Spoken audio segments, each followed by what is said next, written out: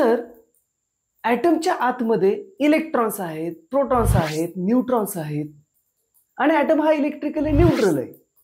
त्याचबरोबर कधी आयन आहेत, कधी कॅटायन आहे, कधी ॲनायन आहे. हे सगळं मला या मोबाईलचा वापर करून चांगल्या पद्धतीने शिकता येईल का बरं? हो, आता हे सर्व शक्य आहे आणि ते पण आपल्या मोबाईलमध्ये. त्यासाठी आपल्याला क्रोममध्ये जायचं आहे. प्रथम आपल्याला क्रोम या ब्राउझरमध्ये जायचं आहे आणि गुगल सर्चमध्ये जाऊन या ठिकाणी आपण फेट सिम्युलेशन सर्च करणार आहोत. पहिलीच वेबसाईट इथं दिसेल फेट कोलोरॅडो एजू. यालाच आपण या ठिकाणी क्लिक करणार आहोत आणि असे केल्यानंतर या ठिकाणी आपल्याला असा इंटरफेस दिसेल. या ठिकाणी वेगवेगळे विषय दिसतील. यामध्ये मी या ठिकाणी केमिस्ट्री हा विषय निवडणार आहे, कारण आपण ॲटॉमिक स्ट्रक्चर पाहत आहे. आणि इथं जर आपण खाली पाहिलं तर सगळ्यात शेवटी आपल्याला बिल्ड अँड ॲटम असं दिसणार आहे. याच्यावरती तुम्हाला क्लिक करायचंय. आता बिल्ड अँड ॲटम याच्यावरती क्लिक केल्यानंतर इथं प्ले बटन आहे. या प्ले बटनाला तुम्हाला क्लिक करायचंय. आता लक्षात घ्या, आपल्याला ॲटम वरती क्लिक करायचं आहे. ॲटम आहे, सिम्बॉल आहे, त्याचबरोबर गेम आहे. पण मी सुरुवातीला ॲटम या बटनावरती क्लिक करेल. ॲटम याच्यावरती डबल क्लिक केल्यानंतर असा इंटरफेस दिसेल. आता चित्र चांगलं दिसण्यासाठी, मोठं दिसण्यासाठी मी मोबाईलला आडवं पकडणार आहे. जेणेकरून या ठिकाणी आपल्याला पूर्ण मोठी स्क्रीन दिसेल.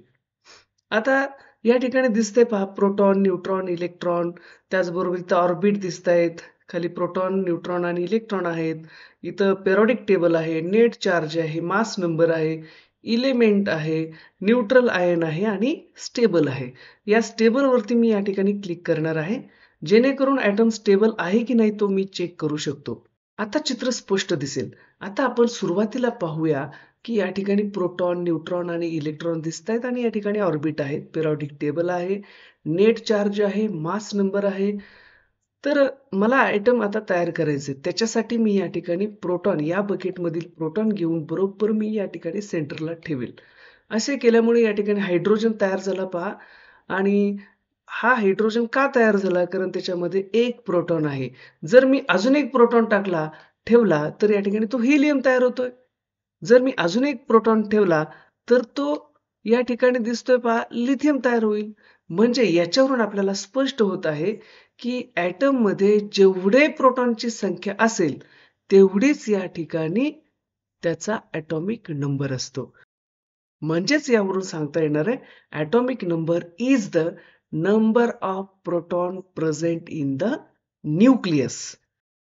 आता आपल्याला हे पाहायचं आहे की तो ॲटम न्यूट्रल कधी असेल. आता या ठिकाणी हेलियमचा ॲटम आहे. जर मी या ठिकाणी इथं स्टेबल या बटनावरती क्लिक केलं तर आपल्याला दिसते पहा, ॲटम हा स्टेबल नाही. हा स्टेबल करण्यासाठी मी या ठिकाणी या ॲटम मध्ये अजून इलेक्ट्रॉनची कमतरता आहे, कारण हा स्टेबल नाही, फक्त प्रोटॉन आहे त्याच्यामध्ये. मी अजून या ठिकाणी इलेक्ट्रॉन ठेवेल. या ठिकाणी हेलियमच्या 2 इलेक्ट्रॉन आउटर मोस्ट ऑर्बिटमध्ये असतात.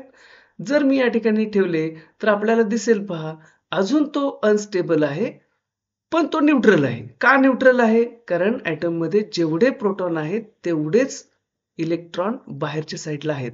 म्हणून आता या ठिकाणी न्यूट्रल ॲटम बनलेला आहे. जर मी या ठिकाणी न्यूट्रॉनची संख्या सुद्धा याच्यामध्ये ठेवली तर तो स्टेबल बनेल. म्हणजे या ठिकाणी आपल्याला पहा, न्यूट्रॉनची संख्या ॲटम स्टेबल आहे की अनस्टेबल आहे याच्यावरून आपल्याला लक्षात येईल. आता जर मला या ठिकाणी लिथियमचा ॲटम बनवायचा असेल तर मग मी या ठिकाणी लिथियम टाकणार आहे, लिथियम ठेवणार आहे आणि तो अनस्टेबल झाला, कारण लिथियम मध्ये या ठिकाणी बाहेरच्या ऑर्बिटमध्ये अजून एक इलेक्ट्रॉन असतो. या ठिकाणी पहा, ॲटम हा न्यूट्रल होतोय पण तो अनस्टेबल आहे. अनस्टेबलला स्टेबल करण्यासाठी मी या ठिकाणी न्यूट्रॉनची संख्या सुद्धा याच्यामध्ये ऍड करणार आहे. अनस्टेबलला स्टेबल करण्यासाठी मी या ठिकाणी न्यूट्रॉनची संख्या ऍड करणार आहे. आता या ठिकाणी 3 प्रोटॉन आणि 3 न्यूट्रॉन दिसतायत आणि बाहेरच्या साईडला सुद्धा 3 इलेक्ट्रॉन दिसतायत. आणि ॲटम हा इलेक्ट्रिकली न्यूट्रल आहे. आता आपण बघूयात, जर समजा या ठिकाणी एखादा इलेक्ट्रॉन जास्त असेल तर काय होईल?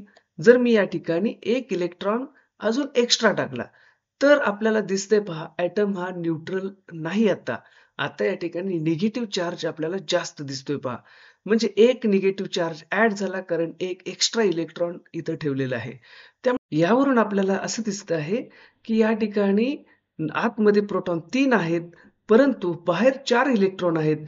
त्यामुळे या ठिकाणी हा न्यूट्रल एटम तयार झालेला नसून तो एक आयन आहे.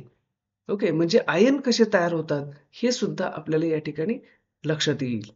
जर समजा या ठिकाणी जर इलेक्ट्रॉन जर कमी असतील, समजा या ठिकाणी लिथियममध्ये 3 इलेक्ट्रॉन असतात, एटम न्यूट्रल आहे.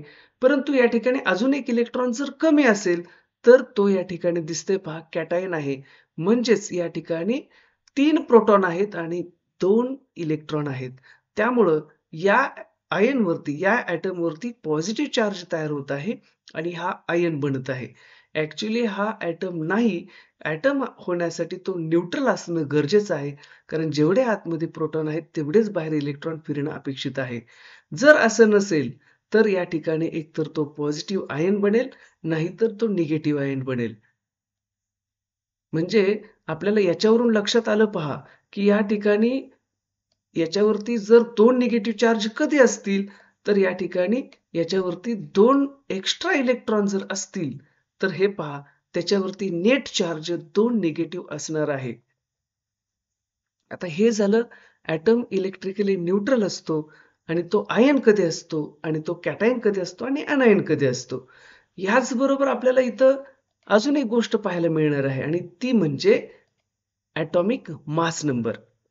आपल्याला माहिती आहे ॲटॉमिक मास नंबर म्हणजेच number of proton and neutron present in the nucleus. म्हणजे न्यूक्लियसमध्ये असलेल्या प्रोटॉन आणि न्यूट्रॉनची बेरीज.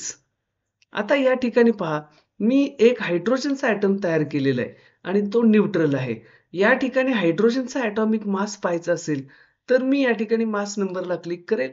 आपल्याला दिसेल, की मास नंबर 2 आहे. का 2 आहे? कारण याच्या आतमध्ये 1 प्रोटॉन आहे आणि 1 न्यूट्रॉन आहे.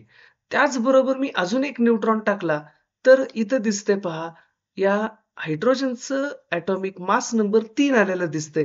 म्हणजेच तो अनस्टेबल आहे, मान्य आहे. परंतु याच्या न्यूक्लियसमध्ये या ठिकाणी 1 प्रोटॉन आणि 2 न्यूट्रॉन दिसतायत.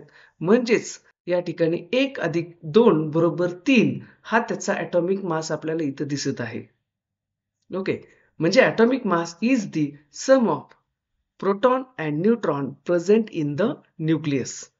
म्हणजे मी या ठिकाणी समजा 2 प्रोटॉन टाकले, तर तो ॲटम हेलियमचा बनत आहे आणि हेलियमचा ॲटॉमिक मास आपल्याला दिसेल 2 + 2 या ठिकाणी 4 हे ॲटॉमिक मास इथं दिसतंय पहा.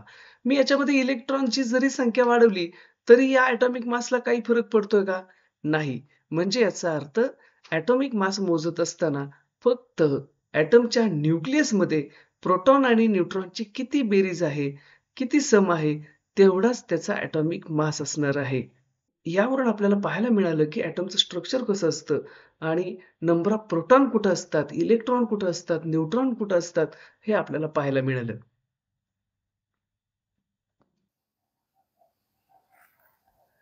आता एवढी सगळी छान माहिती मिळाल्यानंतर तू काय करशील? या व्हिडिओला मी लाईक करणार आणि सबस्क्राईब सुद्धा करणार. Thank you sir.